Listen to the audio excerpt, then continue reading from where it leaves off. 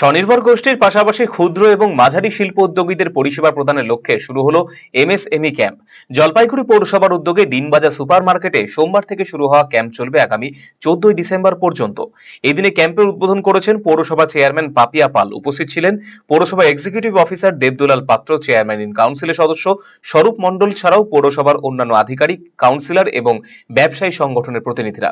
Chairman Papiya পাল বলেন, ক্ষুদ্র, মাঝারি এবং কুটির শিল্পকে আরও ত্বরান্বিত করে কর্মসংস্থানের পাশাপাশি শিল্প উদ্যোগীদের পরিষেবা প্রদানের লক্ষ্যেই এই ক্যাম্প।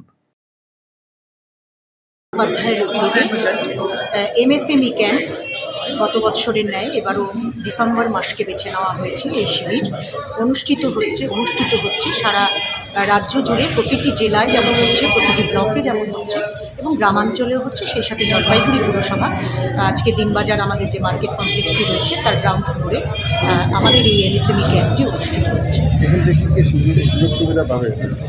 দেখুন, ক্ষুদ্র, মাঝারি, কুটির শিল্পকে আরও বিশ্বের দরবারে উপনীত করা, অর্থাৎ যারা শিল্পোদ্যোগীরা রয়েছেন তাদের ক্ষুদ্র মাঝারি শিল্পের উদ্যোগপতিদের, উদ্যোক্তাদের সুবিধে পাইয়ে দেওয়া, বিভিন্ন উৎসাহিত করবার লক্ষ্যে এই শিবির।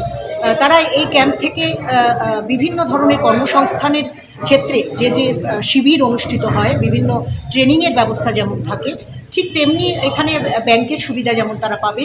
তারা যেমন ভবিষ্যৎ ক্রেডিট কার্ড থেকে শুরু করে বিভিন্ন প্যান রেজিস্ট্রেশন থেকে শুরু করে বিভিন্ন স্টুডেন্টস ক্রেডিট কার্ডের সুবিধে, বিভিন্ন শিবিরে আমাদের এই শিবির থেকে তারা উপকৃত হবে।